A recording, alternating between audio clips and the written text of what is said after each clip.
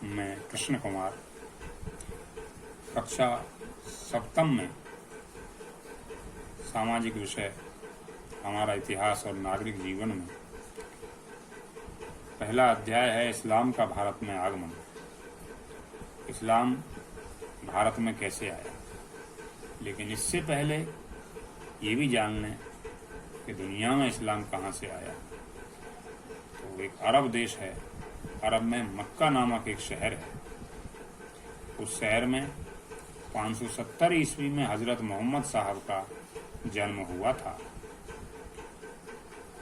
उस समय अरब में छोटे छोटे कबीले हुआ करते थे और वे लोग आपस में लड़ाई झगड़ा करते रहते थे। मोहम्मद साहब जब बड़े हो गए, उन्होंने उन लोगों को समझने की कोशिश की।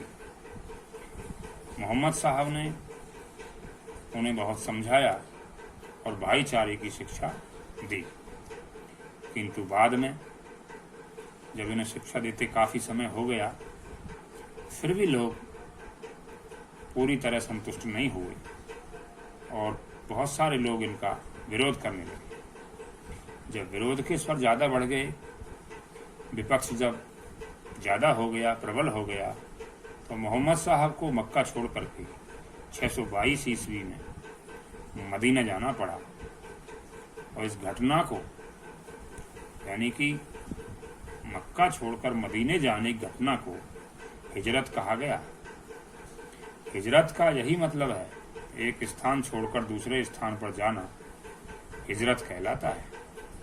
तभी से मुसलमानों का, जब से मोहम्मद साहब गए 622 में, मुसलमानों का हिजरी संवत का आरंभ हो गया। अब इस्लाम धर्म अरब देश से प्रारंभ होकर दुनिया के कई देशों में फैलने लगा। मोहम्मद साहब की मृत्यु 632 ईस्वी में हो गई थी। अब भारत में इस्लाम कैसे फैला, इसका कोई एक कारण नहीं, इसके अनेक कारण हैं। जैसे अरबों द्वारा भारत पर आक्रमण, अरब के लोगों ने आकर के भारत पर आक्रमण किया और आक्रमण में विजय प्राप्त करके यहाँ रहने लगे। एक दूसरा माध्यम था कि अरब व्यापारियों के माध्यम से कुछ लोग अरब के यहाँ व्यापार के लिए आए और व्यापार करते करते वो यहाँ कुछ उन्होंने मकान बना लिए, यहीं रहने लगे। तीसरे कुछ ऐसे भी लोग जिनको किन्हीं बड़ी परेशानियों के कारण अपना देश छोड़कर यहाँ आए और यहाँ आने पर वो शरणार्थी के रूप में रहे। तो भारतवासी उदार दिल के लोग होते हैं, उन्होंने उनको शरण दे दी और यहीं पर रख लिया। तो ऐसे कई कारणों से भारत में इस्लाम फैल गया। भारत में अरबों का जो पहला आक्रमण हुआ, वैसे तो 636 ईस्वी में हुआ था, लेकिन ये एक असफल आक्रमण था।